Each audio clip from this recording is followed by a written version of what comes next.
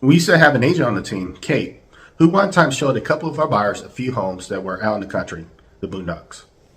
While out and about, I get a call from Kate, sounding very stressed, asking if I could meet them at a property. I was expecting her to say our code word for emergencies, which was yellow folders, like I forgot to bring the yellow folders with me, or something like that. Yellow folders is the code word we set up to let another team member know that someone was in serious trouble and needs help. I was relieved that she didn't give the code word, but was curious why she sounded so stressed on the phone. I told her no problem, I'm in the area and we'll be there shortly.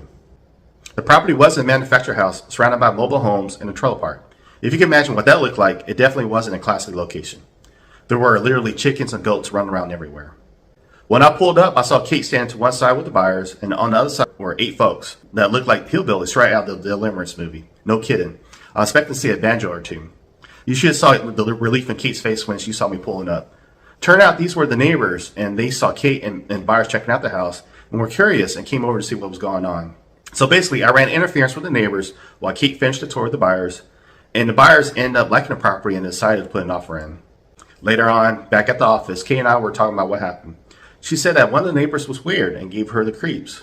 And I half-jokingly said that he was probably on the sex offender list. Kate's eyes suddenly got real wide, and she rushed over to a computer and started freaking out. Turned out that one of the neighbors was actually a registered sex offender. Obviously, this upsets Kate, and we started discussing whether or not this was a material fact, and if we should inform the buyers.